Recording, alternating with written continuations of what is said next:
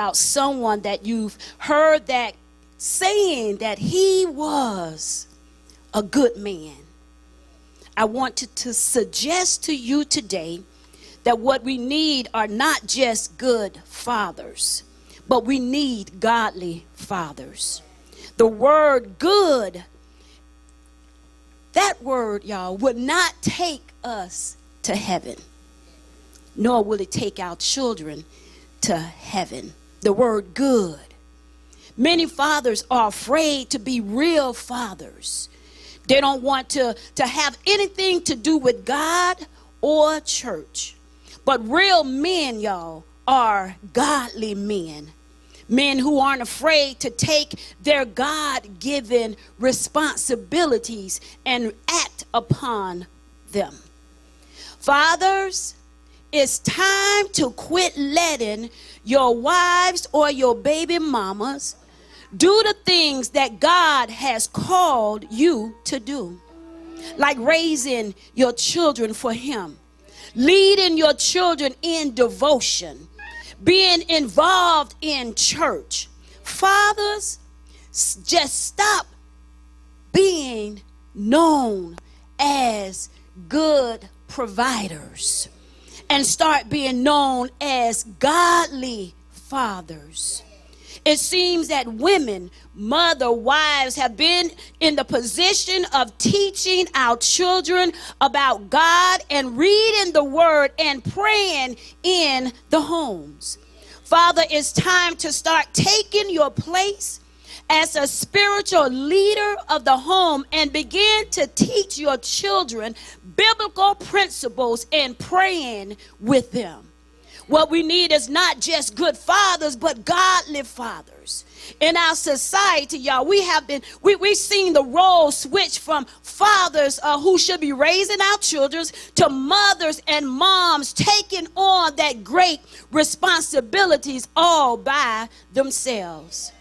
Our society has attacked the role of fathers with such devastating force that scientists and the sociologists now they believe that we have sentenced the next generation to dreadful consequences because of this Lord help me. Because of this devaluation of the role of fathers.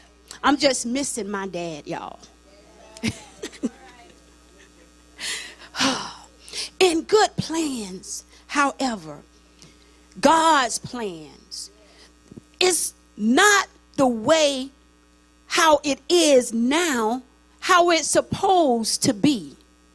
Whatever may be happening in the society around us, fathers still have a responsibility. It doesn't matter how fathers are seen and what folk are saying about the fathers. You may not have had a good father, but it still does not seclude them from being that godly father.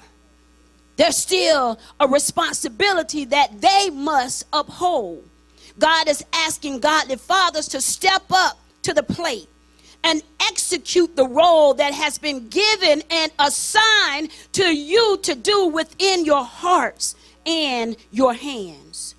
What then is the role of a godly father in today's compromising society?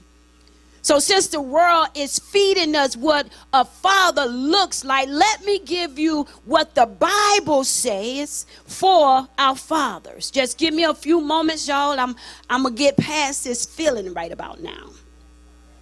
Number one, godly fathers won't provoke their children to wrath. The first thing Paul gives to fathers is a word of warning. Fathers, do not provoke your children to wrath. It is a phrase from the Bible that appears in both Colossians 3:21 and also in Ephesians chapter 6, verses 4. The phrase is part of a passage that provides instructions for Christian fathers and suggests that they should avoid provoking their children to anger. Fathers are not to be promise makers, problem makers,